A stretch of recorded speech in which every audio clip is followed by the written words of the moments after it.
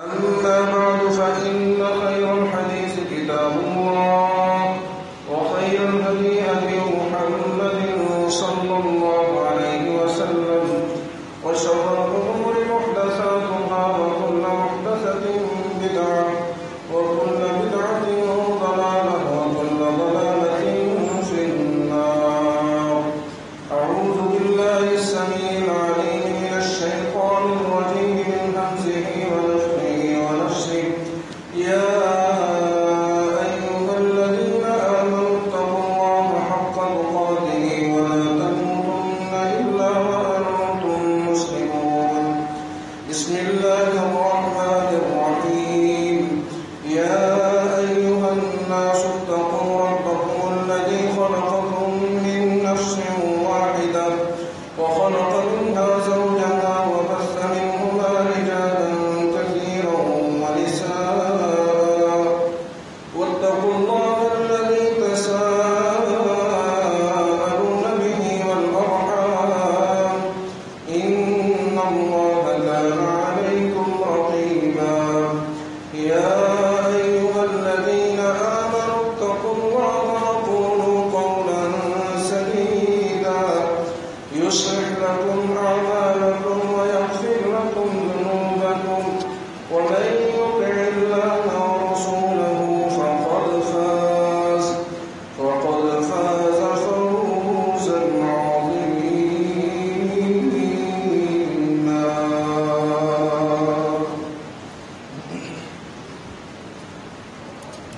ہر قسم کی حمد و ثنا، تعریف، کبریائی، بڑائی اللہ وحدہ لا شریک خالق کائنات مالک ارض و سما کے لیے. لاکھوں اور کروڑوں درود و سلام امام الانبیاء حبیب کبریاء صدر الاولیاء شمس الضحیٰ بدر الرجا جناب محمد الرسول اللہ صلی اللہ علیہ وعلی آلہ وبارک وسلم کی ذات اقدس و مقدس و مطہرہ پہ. محترم اور مکرم بھائیوں، بزرگوں، دوستوں، عزیزوں، گزشتہ خطبہ جمعہ میں ہم نے سورہ آل عمران پارہ نمبر 4 آیت نمبر 105 کے حوالے سے کچھ باتیں سیکھیں اور سمجھی تھیں، جن میں مرکزی بات یہی تھی کہ فرقے نہ بنو اور دلیل آ جانے کے بعد اختلاف نہ کرو. وَلَا تَكُونُوا كَالَّذِينَ تَفَرَّقُوا وَاخْتَلَفُوا مِن بَعْدِ مَا جَاءَهُمُ الْبَيِّنَاتُ. ان لوگوں کی مانند نہ ہو جانا کہ جو آپس میں گروہ بن گئے، گروہوں میں بٹ گئے، فرقے بن گئے اور باوجود واضح دلائل کے پھر بھی ایک دوسرے کے ساتھ اختلاف کرتے رہے، اتفاق و اتحاد کی فضا پیدا نہ کر سکے. دوسرے مقام پہ اللہ کریم نے اسی مضمون کو سمجھاتے ہوئے بات کی ہے فَإِن تَنَازَعْتُمْ فِي شَيْءٍ فَرُدُّوهُ إِلَى اللَّهِ وَالرَّسُولِ. فرمایا کہ اگر کسی بات میں تمہارا جھگڑا ہو جاتا ہے، کسی بات میں باہمی اختلاف ہو جاتا ہے، تو پھر اس کا حل یہ ہے کہ اس کو اللہ اور اس کے رسول کی طرف لوٹا دو. اس کا حل اگر ملے گا تو اللہ کے حکم سے ملے گا، رسول اللہ صلی اللہ علیہ وسلم کے فرمان سے ملے گا. اختلافات کا واحد حل کتاب اللہ ہے یا سنت مصطفیٰ ہے، حدیث مصطفیٰ ہے. اور تیسری چیز جو آقا کائنات علیہ السلام نے ہمیں بتلائی ہے وہ صحابہ کا عمل ہے. جیسا کہ گزشتہ جمعہ میں بھی آپ نے حدیث سنی، ما انا علیہ و اصحابی. فرمایا کہ کامیاب گروہ وہی ہے جو میرے طریقے پہ چلتا ہے اور میرے صحابہ کے طریقے پہ چلتا ہے. اور صحیح مسلم کی روایت بھی ہے، علیکم بسنتی و سنت الخلفاء الراشدین المہدیین، کہ تمہارے اوپر لازم ہے میری سنت کو اپناؤ اور میرے خلفاء کی سنت کو اپناؤ. تو اس لحاظ سے اختلافات ختم ہو سکتے ہیں، اتفاق و اتحاد ہو سکتا ہے، جس کی ضرورت بھی ہے اور ہر دور میں ضرورت رہی ہے، اور موجودہ حالات میں سب سے زیادہ ضرورت ہے کہ تمام مسلمان باہر متفق اور متحد ہو جائیں، تو وہ طریقہ صرف اور صرف یہی ہے کہ سارے مسلمان اپنے اپنے گروہ کو چھوڑ کر، اپنے اپنے مسلک کو چھوڑ کر، اپنے اپنے فرقے کو چھوڑ کر، اپنی اپنی بنائی ہوئی تعلیمات کو چھوڑ کر، اپنی اپنی فرق کو چھوڑ کر، اپنی اپنی شروحات کو چھوڑ کر کتاب اللہ پہ اکٹھے ہو جائیں، سنت حدیث مصطفیٰ پہ اکٹھے ہو جائیں اور صحابہ کے عمل پہ اکٹھے ہو جائیں، انشاءاللہ پھر کسی قسم کا کوئی اختلاف باقی نہیں رہے گا۔ گزشتہ خطبہ جمعہ میں اس سلسلے میں کچھ چیزیں ذکر کی گئی تھی کہ جن کے دلائل کتاب اللہ میں موجود ہیں، حدیث مصطفیٰ میں موجود ہیں، سیرت صحابہ میں واضح ہیں، مگر آج ہم پھر بھی ان چیزوں پہ اختلافات کا شکار ہوئے پڑے ہیں، حالانکہ یہ وہ باتیں ہیں جو آج سے 14 صدیاں قبل حل ہو چکی ہیں۔ ہم ابھی بھی انہی باتوں میں پڑے ہوئے، ہم ابھی بھی انہی اختلافات کا شکار ہیں جن مسائل کو آج سے 14 صدیاں قبل حل کر دیا گیا ہے، ہم پھر بھی ان کے حل کے تلاش میں ہیں۔ تو یہ ہماری بد نصیبی ہے، یا ہماری جو سمجھ لیں کہ ہمارے اندر یہ سقم ہے، کمزوری ہے کہ ہم ان مسائل کو حل نہیں کر سکے، وگرنہ اللہ اور اس کے رسول نے تو 14 صدیاں پہلے ہی یہ مسئلے حل کر دیے تھے۔ ہم آج بھی ان میں اختلافات کا شکار ہیں، اور مالک کی مرضی، مالک کی منشا اور مالک کی رضا یہی ہے، وَلَا تَكُونُوا كَالَّذِينَ تَفَرَّقُوا وَاخْتَلَفُوا مِن بَعْدِ مَا جَاءَهُمُ الْبَيِّنَاتُ، کہ بھائی ان لوگوں کی مانند نہ ہو جاؤ، بنی اسرائیل کی طرح، یہود و نصارہ کی طرح، کہ جو باوجود اس کے کہ ان کے پاس آسمانی کتابیں موجود ہیں، آسمانی صحیفے موجود ہیں، پھر بھی انہوں نے آپس میں جو ہے وہ خود کو تفرقہ بازی کا شکار کیا، پھر بھی وہ گروہوں میں بٹے، اور دلائل موجود ہیں پھر بھی اختلافات کا شکار ہوئے۔ فرمایا مسلمانوں تم ان لوگوں کی مانند نہ کرنا۔ اور گزشتہ جمعہ میں نے یہ عرض کیا تھا، چند دلائل دیے تھے کہ دلیل موجود ہے وَأَنَّ الْمَسَاجِدَ لِلَّهِ فَلَا تَدْعُوا مَعَ اللَّهِ أَحَدًا، اللہ کی مسجدیں ہیں، کسی اور کو ان میں نہیں پکارنا، غیر اللہ کو نہیں پکارنا، ہم پھر بھی غیر اللہ کو پکاریں۔ دلیل موجود، پھر بھی اختلاف، بتلائیے اتفاق کہاں سے ہو؟ دلیل موجود ہے وَمَن نَّصْرُ إِلَّا مِنْ عِندِ اللَّهِ، مدد اللہ ہی کی ذات کرتی ہے، غیر اللہ سے مدد نہیں مانگنی، ہم پھر بھی غیر اللہ سے مدد مانگیں۔ بتائیے اختلاف کون کر رہا ہے؟ انصاف کہاں ہو؟ اتفاق کہاں ہو؟ پھر فرمایا دلیل موجود ہے ان الذین تدعون من دون اللہ عباد امثالکم، جنہیں تم اللہ کے علاوہ پکارتے ہو، اللہ کو چھوڑ کے جن کی پوجا پاٹ کرتے ہو، جنہیں تم اللہ کے علاوہ پکارتے ہو، جن سے دعائیں مانگتے ہو، وہ تمہاری طرح بندے ہیں، تم بھی اللہ کے بندے ہو، وہ بھی اللہ کے بندے ہیں۔ شان میں فرق ہو سکتا ہے، عزت اور احترام میں فرق ہو سکتا ہے، عظمت اور مقام میں فرق ہو سکتا ہے، لیکن بندے ہونے میں تم بھی بندے ہو، وہ بھی بندے ہیں۔ لیکن ہم پھر بھی اللہ کو چھوڑ کے غیروں کو حاجت روا اور مشکل کشا مانگتے ہیں، دلیل کے باوجود اختلاف کر رہے ہیں، قرآن کا انکار کرتے ہیں۔ دلیل موجود ہے قُلْ لَا أَقُولُ لَكُمْ عِندِي خَزَائِنُ اللَّهِ وَلَا أَعْلَمُ الْغَيْبَ، کہ میرے حبیب صلی اللہ علیہ وسلم فرما دیجئے میرے پاس اللہ کے خزانے بھی نہیں ہیں، میں غیب بھی نہیں جانتا۔ ہم پھر بھی کہیں آقا عالم الغیب ہے، اختلاف کریں، دلیل آ جانے کے بعد قرآن کی آیات کا انکار کریں۔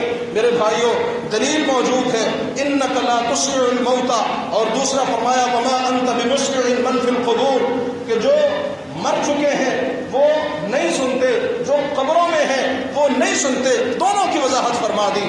جو فوت ہو گیا وہ بھی نہیں سنتا، جو قبر میں ہے وہ بھی نہیں سنتا۔ ہم پھر بھی کہیں کہ نہیں مردے سنتے ہیں، اور قبروں والے صرف سنتے ہی نہیں بلکہ ہماری حاجتیں بھی پوری کرتے ہیں، ہماری مشکل کشائیاں بھی کرتے ہیں، ہماری حاجت روائیاں بھی کرتے ہیں۔ دلیل آ جانے کے باوجود ہم اختلاف کریں، مجھے بتلائیے اتفاق کہاں سے ہو، اتحاد کہاں سے ہو؟ اور پھر امت کے حالات ایسے نہ ہو تو پھر کیسے ہو؟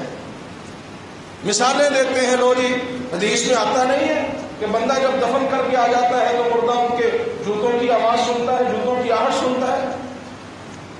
بھائی جو اللہ سنا دے، جو اللہ سنا دے اسے کوئی روک نہیں سکتا، اس پہ ہمارا ایمان ہے۔ جب واپس آتے ہیں مردہ جو ہے وہ سنتا ہوگا بالکل، کیونکہ آقا نے فرما دیا ہے، وہ قدموں کی آہٹ سنتا ہوگا۔ کیوں سنتا ہوگا؟ وہاں اللہ سنا رہا ہے۔ لیکن اصول یہی ہے کہ جو مردہ ہے وہ نہیں سنتا۔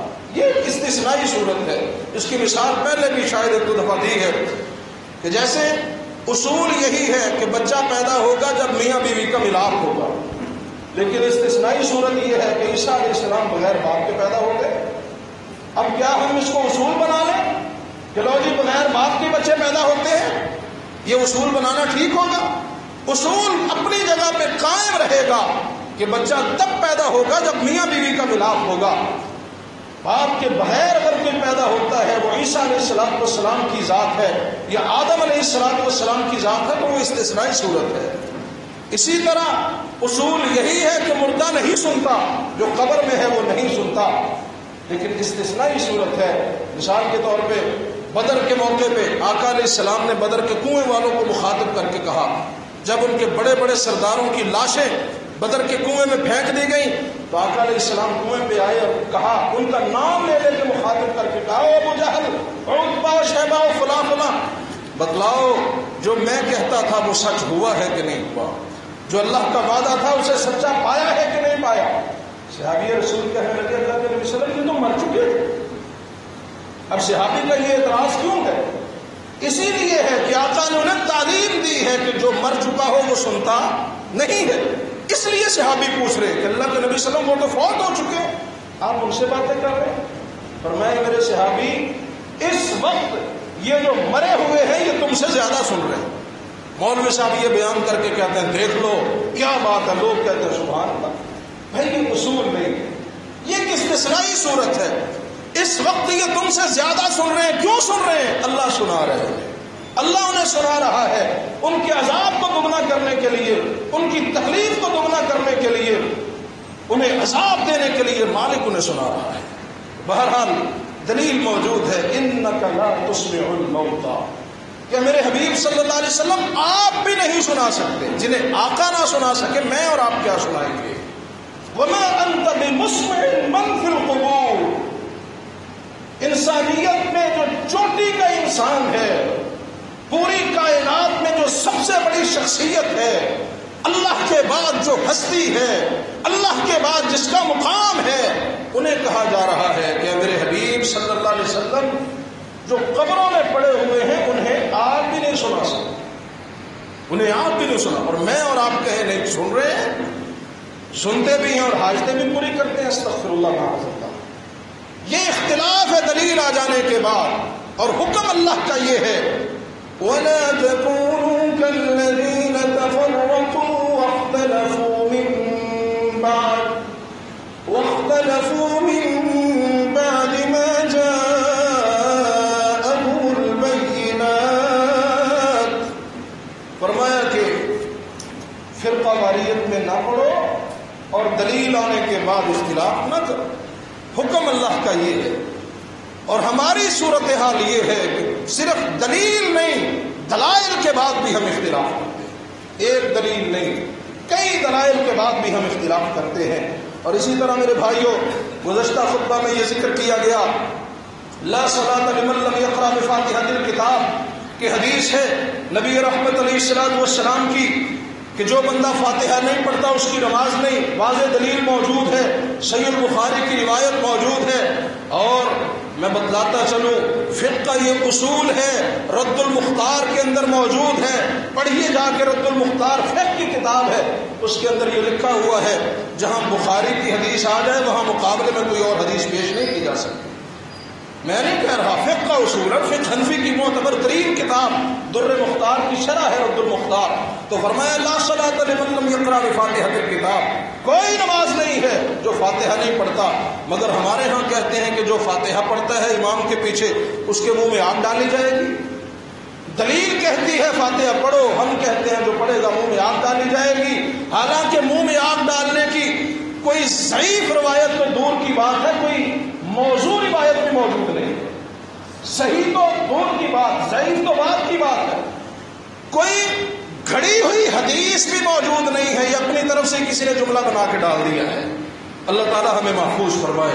اللہ، اور پھر میں نے یہ عرض کیا کہ جس طرح فرمایا لا صلاۃ لمن لم یقرأ بفاتحۃ الکتاب، اسی طرح فرمایا لا صلاۃ لمن لا وضوء له، جو فاتحہ نہیں پڑھتا اس کی نماز نہیں ہے، جو وضو نہیں کرتا اس کی نماز نہیں ہے، امام فاتحہ نہ پڑھے اس کی نماز نہیں، مقتدی فاتحہ نہ پڑھے اس کی نماز نہیں۔ کیوں؟ کہ امام بغیر وضو پہ کھڑا ہو جائے مصلی پہ، نماز ہو جائے گی؟ اور اگر مقتدی آ کے کھڑے ہو جائیں گے، امام صاحب نے وضو کیا ہوا ہے بس ٹھیک ہے، نماز ہو جائے گی؟ جیسے امام کا وضو مقتدیوں کے لیے کافی نہیں ہے، ایسے امام کی فاتحہ بھی مقتدیوں کے لیے کافی نہیں ہے، کیونکہ وزن ایک ہے، روایت ایک ہے، انداز ایک ہے، سلسلہ کلام ایک ہے۔ اللہ کے نبی صلی اللہ علیہ وسلم نے تربیت فرما دی ہے۔ اور ایک اور روایت اس سلسلے میں ملاحظہ فرمائیے، نبی رحمت علیہ السلام نے فرمایا، صحیح ابن حبان کی روایت ہے، مسند احمد میں موجود ہے، نبی رحمت کا فرمان ہے، صحابی رسول فرماتے ہیں ہم نے فجر کی نماز آقا علیہ الصلوۃ والسلام کے پیچھے ادا کی، فجر کی نماز آقا کے پیچھے ادا کی جماعت کے ساتھ۔ اب یہ بات جماعت کی ہو رہی ہے، اور زیادہ جو اختلاف ہے نا وہ ہے بھی جماعت کا ہی، زیادہ اختلاف ہے بھی جماعت کا، جی جماعت میں نہیں پڑھنی۔ صحابی رسول فرماتے ہیں جماعت ہو رہی ہے، جماعت کروانے والے کون ہیں؟ امام الانبیاء جناب محمد الرسول۔ پیچھے نماز پڑھنے والے کون ہیں؟ صحابہ اکرام رضوان اللہ علیہ مجمعین کی پاکیزہ ترین جماعت۔ فرماتے ہیں نماز پڑھائی آقا نے، آپ پہ قرات بھاری ہو گئی، قرات کرنا مشکل ہو گیا۔ نبی رحمت علیہ السلام نے سلام پھیرنے کے بعد ہم سے پوچھا، اے میرے صحابہ، کیا جب میں نماز پڑھاتا ہوں تو تم بھی میرے پیچھے پیچھے پڑھتے ہو، قرات کرتے ہو؟ صحابہ نے عرض کی، جی اللہ کے نبی صلی اللہ علیہ وسلم، جیسے جیسے آپ پڑھتے ہیں ویسے ویسے ہم پڑھتے ہیں۔ اس کا مطلب ہے کہ اب یہ نماز بھی فجر کی ہے، وہ نماز جس میں اونچی آواز سے پڑھا جاتا ہے۔ ہمارے یہاں ایک طبقہ وہ بھی ہے جو کہتا ہے کہ جو سری نمازیں ہیں ان میں مقتدی پڑھ لیں، جو جہری نمازیں ہیں ان میں مقتدی بھی نہ پڑھے، ان میں کوئی نہ پڑھے، جبکہ یہ جہری نماز ہے، فجر کی نماز ہے۔ آقا نے فرمایا میرے پیچھے پڑھتے ہو؟ صحابہ نے عرض کی، جی اللہ کے رسول صلی اللہ علیہ وسلم، جو آپ پڑھتے ہیں وہ ہم پڑھتے ہیں۔ تو نبی رحمت علیہ السلام نے فرمایا، صحیح ابن حبان کی روایت مسند احمد میں موجود، فرمایا لا تفعلوا الا بام الکتاب، میرے پیچھے نہ پڑھا کرو سوائے ام الکتاب کے، فاتحہ کے، میرے پیچھے اور قرات نہ کیا کرو، تو میں سورہ فاتحہ کے بعد جو سورت پڑھتا ہوں وہ نہ پڑھا کرو، ہاں فاتحہ ضرور پڑھا کرو۔ اب بات یہاں ہی مکمل ہو گئی تھی، لیکن نبی رحمت علیہ السلام نے اس سے بھی اگلی بات کی، فرمایا فإنہ لا صلاۃ لمن لم یقرأ بها، فاتحہ اس لیے پڑھنی ہے کہ جو فاتحہ نہیں پڑھتا اس کی نماز ہی نہیں ہوتی۔ اب یہ جماعت کی بات ہے، اور صرف یہی بس نہیں، نبی رحمت علیہ السلام نے تو یہاں تک فرما دیا، سنن نبی داؤد کی روایت میں فرمایا فلا تقرؤوا بشیء من القرآن اذا جہرت الا بام القرآن، فرمایا جب میں جماعت کروا رہا ہوں اور اونچی آواز سے پڑھ رہا ہوں، حدیث کے الفاظ ہیں، سنن نبی داؤد کی روایت ہے، فرمایا میں جماعت کروا رہا ہوں اور اونچی آواز سے پڑھ رہا ہوں تو میرے پیچھے قرآن کا اور حصہ نہ پڑھا کرو لیکن فاتحہ ضرور پڑھا کرو۔ میرے بھائیو، اب اس میں اختلاف کی کیا گنجائش رہتی ہے؟ اب اس میں میں کہوں کہ نہیں فاتحہ نہیں پڑھنی، کیوں؟ میرا مسلک اور ہے، اس لیے میرے امام نے کہا اس لیے۔ میں تو یہ سمجھتا ہوں کہ یہ ائمہ اکرام پہ بھی بہتان ہے، امام ابو حنیفہ پہ بہتان ہے کہ کہتے ہیں جی انہوں نے کہا ہے منہ میں آگ ڈالی جائے گی۔ میں تو انہیں بری ذمہ سمجھتا ہوں، کیونکہ وہ کہہ گئے اذا صح الحدیث فهو مذہبی، جب صحیح حدیث آ جائے میرا وہی مذہب ہے۔ ہم میں سے ان کا نام لے لے کے امت میں فرقہ واریت کو پھیلایا ہوا ہے۔ یہ کوئی مسئلہ ہے فرقہ بنانے والا؟ یہ کوئی مسئلہ ہے اختلاف کرنے والا؟ کیوں ہم لوگوں کی نمازیں خراب کریں؟ جب آقا فرما رہے ہیں کہ جب میں اونچی آواز سے پڑھوں میرے پیچھے قرآن کا اور حصہ نہ پڑھا کرو، فاتحہ ضرور پڑھا کرو، کیونکہ اس کے بغیر نماز نہیں۔ اور محدث زمان فقیہ امت سیدنا ابو ہریرہ رضی اللہ تعالی عنہ، اللہ اکبر کبیرہ، فرماتے ہیں سب سے زیادہ احادیث کے راوی، ارشاد فرماتے ہیں، صحیح مسلم کی روایت ہے، فرمایا جو بندہ نماز پڑھتا ہے اور فاتحہ نہیں نہ پڑھتا تو اس کی نماز فہی خداج فہی خداج فہی خداج، 3 مرتبہ فرمایا ناقص ہے ناقص ہے ناقص ہے۔ بات یہی ختم ہو گئی، لیکن پھر آگے فرمایا غیر تمام، مکمل نہیں ہوتی، حالانکہ بات خداج میں مکمل ہو گئی ہے، لیکن ابو ہریرہ رضی اللہ عنہ نے مزید وضاحت فرما غیر تمام۔ اور مجھے خوشی ہوئی پچھلے دنوں سوشل میڈیا پہ مفتی طارق مسعود جامعۃ الرشید کراچی کے بہت بڑے ایک عالم دین ہیں، اور سوشل میڈیا میں اکثر ان کے بیانات آتے ہیں، انہوں نے بھی یہ حدیث پڑھی اور لا صلاۃ لمن لم یقرأ بفاتحۃ الکتاب بھی پڑھی، اور انہوں نے تسلیم کیا کہ واقعی فاتحہ کے بغیر نماز نہیں ہے، دیوبندی عالم دین۔ اور یہ تو موجودہ ہے نا، اکابرین میں بھی، دیوبند اکابرین میں بھی ایک کثیر تعداد آپ کو ایسی ملے گی جو اس بات کو تسلیم کرتی ہے کہ فاتحہ کے بغیر نماز نہیں ہے۔ یہ ایسے ہی ہم نے ڈھکوسلے بنائے ہوئے ہیں، اللہ مجھے اور آپ کو محفوظ فرمائے۔ تو خیر، بعض احباب اس میں یہ آیت پیش کرتے ہیں کہ جی اللہ نے جب قرآن میں کہا ہے اذا قرئ القرآن فاستمعوا له وانصتوا، جب قرآن پڑھا جائے تو کان لگا کر سنو اور خاموش ہو جاؤ، یہی دلیل عام طور پہ پیش کی جاتی ہے۔ لو جی اللہ نے قرآن میں منع کر دیا ہے کہ جب قرآن پڑھا جائے تو خاموش ہو جاؤ، اور یہ کہتے ہیں جب قرآن پڑھا جائے تو فاتحہ پڑھو۔ میرے بھائیو، یہ قرآن کی آیت کس پہ نازل ہوئی تھی؟ کیا یہ آقا علیہ السلام والسلام کے بعد نازل ہوئی ہے؟ نبی رحمت علیہ السلام کو اس آیت کی سمجھ نہیں آئی تھی؟ آقا علیہ السلام والسلام کو پتہ نہیں چلا تھا کہ اس آیت کا مطلب ہے کہ فاتحہ نہ پڑھی جائے؟ اس آیت کے باوجود آقا فرما رہے ہیں کہ فاتحہ ضرور پڑھو۔ میں اس آیت کو صحیح سمجھتا ہوں یا آپ صحیح سمجھتے ہیں یا آقا صحیح سمجھتے ہیں؟ اس آیت کا مفہوم کون صحیح سمجھتا ہے؟ اور یہ بھی یاد رکھیے، یہ آیت نازل ہی نماز کی فرضیت سے پہلے ہوئی ہے، ابھی نماز فرض ہی نہیں ہے جب یہ آیت نازل ہوئی۔ اور یہ نازل کیوں ہوئی تھی کہ جب قرآن پڑھا جاتا تھا مشرکین مکہ شور و غوغا کیا کرتے تھے، وہ کہا کرتے تھے کہ بھئی جب یہ قرآن پڑھے نا تم شور کیا کرو۔ اللہ نے ان کے جواب میں یہ آیت نازل فرمائی تھی کہ بھئی جب قرآن پڑھا جائے تو خاموشی سے سنا کرو۔ لیکن آقا علیہ السلام نے فاتحہ کو مستثنا قرار دیا ہے، اور جس چیز کو مستثنا قرار دیا جائے اس پہ حکم لاگو نہیں ہوتا۔ مثال کے طور پہ استاد کلاس میں کہتا ہے سب کھڑے ہو جائیں سوائے عبداللہ کے، اب کیا خیال ہے، عبداللہ بھی کھڑا ہوگا؟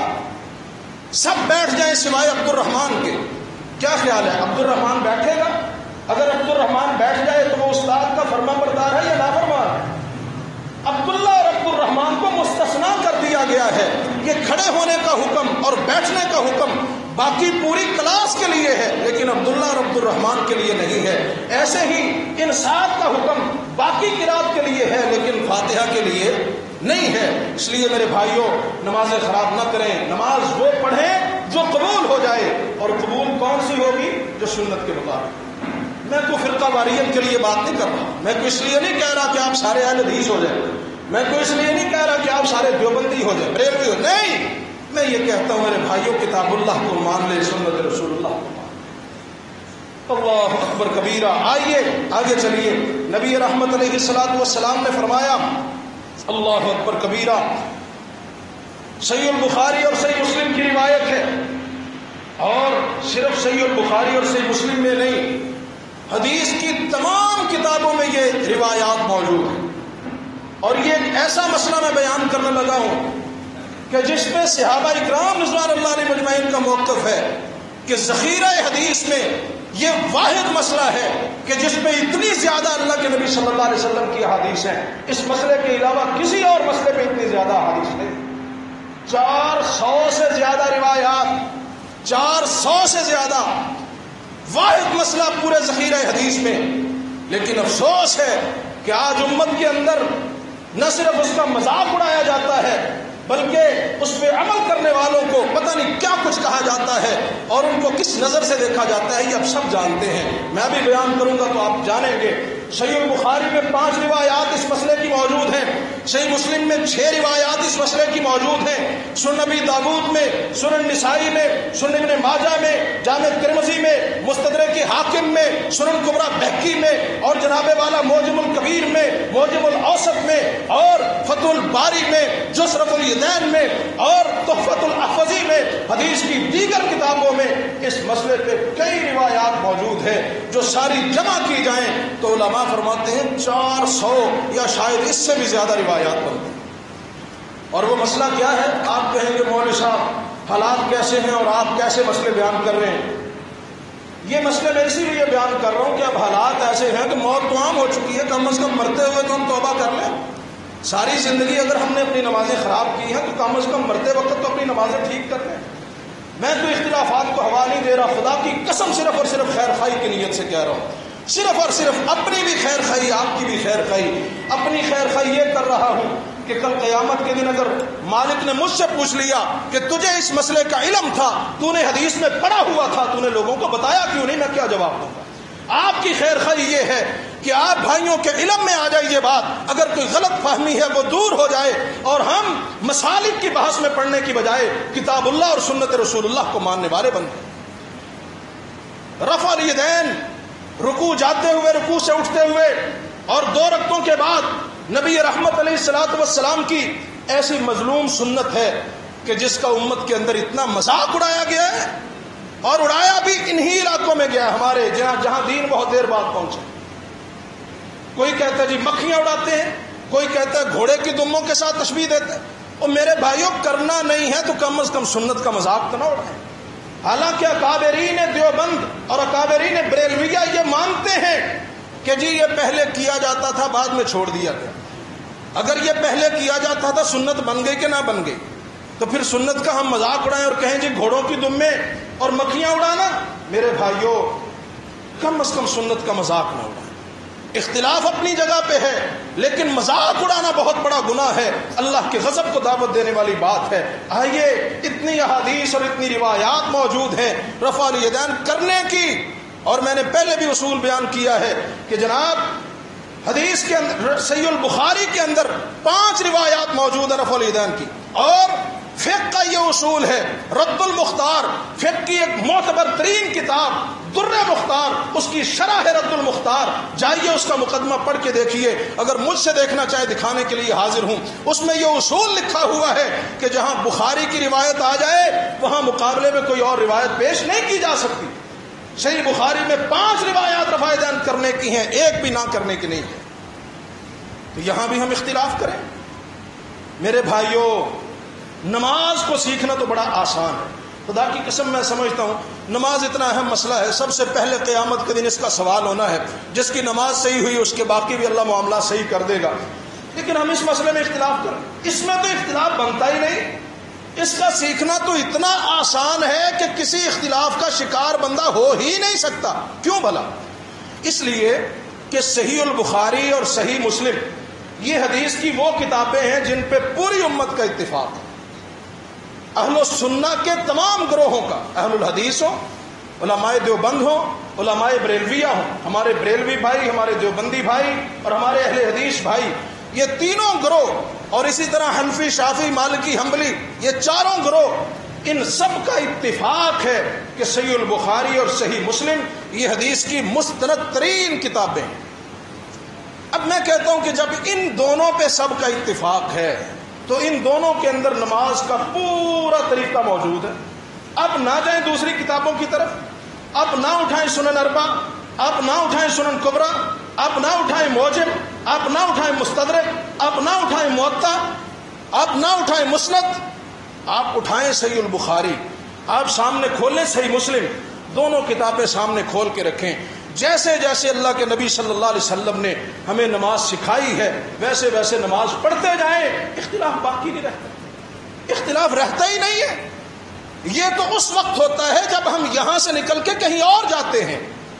آپ جانتے ہیں کہ اس ممبر سے کبھی اختلاف کی بات نہیں ہوئی، آپ جانتے ہیں کہ اس ممبر سے، یہ ممبر ایسا مبارک ممبر ہے کہ جہاں میرے شیخ مولانا سمیع الدین رحمت اللہ علیہ کھڑے ہوتے رہے اور واز کرتے رہے، اور ان کے بعد بھی بہت سو کو اللہ نے یہ توفیق عنایت فرمائی کہ انہوں نے آپ بھائیوں کو دین کی دعوت دی ہے۔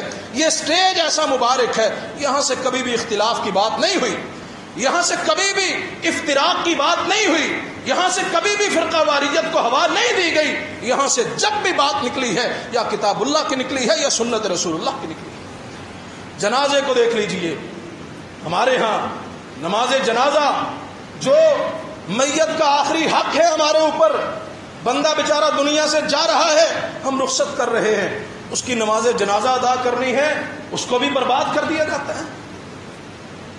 کتنا بڑا دھوکہ امت کے ساتھ۔ بھائی کم از کم جاتے ہوئے کے ساتھ تو خیر خواہی کر لی جائے، جس کو دفن کر رہے ہیں، جس کے افسوس کے لیے گئے ہوئے ہیں، جس کا جناب والا سوگ منایا جا رہا ہے، کم از اس کے ساتھ تو خیر خواہی کر لی جائے۔ جنازے کا صحیح ترین طریقہ حدیث کے اندر موجود ہے، سیدنا ابو امامہ رضی اللہ تعالیٰ عنہ راوی ہیں، فرمایا نبی رحمت علیہ الصلوۃ والسلام نے، سنن کبریٰ بہقی کی روایت ہے، فرماتے ہیں کہ رسول مکرم صلی اللہ علیہ وسلم نے فرمایا نماز جنازہ کا سنت طریقہ یہ ہے کہ پہلی تکبیر کہو، فاتحہ پڑھو، کوئی سورت پڑھو، دوسری تکبیر کہو درود پڑھو، تیسری تکبیر کہو میت کے لیے جی بھر کے دعائیں کرو، جی بھر کے، اور چوتھی تکبیر کہو سلام پھیر دو۔ یہ سنت طریقہ حدیث کے اندر سیدنا ابو امامہ باہلی رضی اللہ تعالیٰ عنہ یہ روایت فرما رہے ہیں۔ ہمارے ہاں کیا ہوتا ہے، پہلی تکبیر کہو اور صرف ثنا پڑھو، اور ثنا بھی وہ پڑھو جس کا حدیث میں وجود ہی نہیں، وجل ثناؤ کا، اور اس طرح کے الفاظ کے ساتھ، اور فاتحہ نہیں پڑھنی، جنازے میں فاتحہ نہیں پڑھنی، کہنا ہمیں ہے مر گیا مردود نہ فاتحہ نہ درود، اور جنازے میں فاتحہ خود نہیں پڑھنی۔ کہتے ہیں جی جنازے میں فاتحہ ہے ہی نہیں۔ سیدنا طلحہ بن عبداللہ بن عوف رحمت اللہ علیہ، صحیح البخاری کی روایت ہے، تابعی ہیں، فرماتے ہیں میں نے صحابی رسول سیدنا عبداللہ بن عباس رضی اللہ عنہ کے پیچھے نماز پڑھی۔ سیدنا عبداللہ بن عباس رضی اللہ عنہ نے صحیح البخاری کی روایت بیان کر رہا ہوں، حدیث نمبر 1300 اور کچھ ہے، زیادہ لمبی چوڑی جو ہے وہ دور جانے کی ضرورت نہیں ہے، 1300 اور کچھ حدیث کا نمبر ہے، کتاب الجنائز اٹھا کے دیکھیے۔ پر میں ان کے پیچھے نماز پڑھی، میں نے جنازے کی، عبداللہ بن عباس رضی اللہ عنہ نے پہلی تکبیر کہی اور اونچی آواز سے سورہ فاتحہ پڑھی اور کوئی سورت پڑھی، اونچی آواز۔ بعد میں کہتے ہیں کہ جب سلام پھیرا نا تو میں ان کے قریب ہوا تو عبداللہ بن عباس رضی اللہ عنہ فرمانے لگے لوگوں کو مخاطب کر کے، بھائی میں نے یہ بلند آواز سے اس لیے پڑھا ہے تاکہ تمہیں پتہ چل جائے یہ سنت ہے، یہ سنت ہے۔ اور سنن نسائی کی روایت کے الفاظ، فرمایا میں نے اونچی آواز سے اس لیے پڑھا ہے تاکہ تم جان لو یہ سنت بھی ہے اور حق بھی ہے، حق بھی ہے۔ ہم کہتے ہیں لو جی یہ کرنا ہی نہیں چاہیے، فاتحہ پڑھ لی، فاتحہ کے بغیر جنازہ کہاں سے؟ جیسا میں نے شروع میں عرض کیا کہ فاتحہ کے بغیر نماز ہے ہی نہیں، نہ سنت نہ نفل، نہ اکیلے کی نہ جماعت کی، نہ عید کی نہ جنازے کی، کوئی بھی نہیں، بخاری کے الفاظ ہیں۔ اور میں نے نبی رحمت علیہ السلام کی وہ حدیث پیش کی ہے جو جماعت والی ہے، آقا جماعت کروا رہے ہیں، اور جماعت کے اندر جماعت کے بعد آقا فرماتے ہیں کہ بھائی میرے پیچھے پڑھتے ہو؟ وہ کہتے ہیں جی آقا پڑھتے ہیں، پر میں اور کچھ نہ پڑھا کرو، سورہ فاتحہ ضرور پڑھا کرو، سورہ فاتحہ کے علاوہ کچھ نہ کہا کرو، جب میں اونچی آواز اذا جہرت، جب میں اونچی آواز سے پڑھوں پھر بھی پڑھا کرو۔ اور جنازے میں دوسری تکبیر کے بعد کہتے ہیں جی درود پڑھو، اور درود بھی وہ پڑھو جو ہم نے بنایا ہوا ہے، حدیث والا نہیں پڑھنا، وہ ایک عجیب سا درود بنایا ہوا ہے، ہم نے تو وہ یاد ہی نہیں کیا، اللہ کا شکر ہے الحمدللہ، ہم نے وہ درود یاد ہی نہیں کیا۔ کیوں نہیں کیا؟ اللہ کے نبی کی مہر نہیں ہے اس میں۔ درود جنازے میں وہی پڑھنا ہے جو نماز میں پڑھنا ہے، درود ابراہیمی یہی جنازے کا حصہ ہے۔ اور تیسری تکبیر کے بعد دعا کرو صرف وہ جو اجتماعی ہے، میت کے لیے کوئی دعا نہیں کرنی، صرف وہ دعا کرو جو اجتماعی ہے، اللہم اغفر لحینا و میتنا، اور اس کا بھی موقع نہیں دیا جاتا۔ میں نے کئی دفعہ اپنے دوستوں کے پیچھے جنازہ پڑھا ہے، ابھی اللہم اغفر لحینا و میتنا و شہادی بھی میرا خیال اب مشکل پڑی جاتی ہے اور تکبیر ہو جاتی ہے، جبکہ آقا کائنات نے اتنی دعائیں سکھلائی ہیں، ذخیرہ حدیث کے اندر جنازے کی اتنی دعائیں ہیں، بندہ پڑھے اللہ اکبر کبیرہ، اور چوتھی تکبیر کے بعد سلام ہے۔ میرے بھائیوں، کم از کم نماز جنازہ کے اندر تو ہم لوگوں کو دھوکہ نہ دیں، نماز جنازہ تو برباد نہ کریں، نمازیں برباد نہ کریں۔ اللہ ہمیں سنت پہ عمل کی توفیق دے، مالک ہم سب کو کتاب اللہ اور سنت رسول اللہ کے ساتھ تمسک کرنے کی توفیق دے، مضبوطی سے تھامنے کی توفیق دے۔ اللہ کی قسم ہے اگر ہم سب مل کے کتاب اللہ کو مضبوطی سے تھام لیں، نبی رحمت علیہ السلام کی سنت کو اپنا لیں، صحابہ اکرام رضوان اللہ علیہ مجمعین کے عمل کو اپنا لیں، اور ان چیزوں کو اپنے لیے جناب ذریعہ نجات سمجھ لیں، اس کے اوپر پوری زندگی گزار دیں، صحابہ کی زندگی کو اپنی زندگی بنا لیں، اللہ کی قسم ہے اتفاق بھی ہوگا، اتحاد بھی ہوگا، اختلاف کا خاتمہ ہوگا، افتراق کا خاتمہ ہوگا، اور پوری دنیا کے اندر اگر پرچم لہرائے گا تو کتاب اللہ کا لہرائے گا یا سنت رسول اللہ کا لہرائے گا۔ اللہ عمل کی توفیق دے۔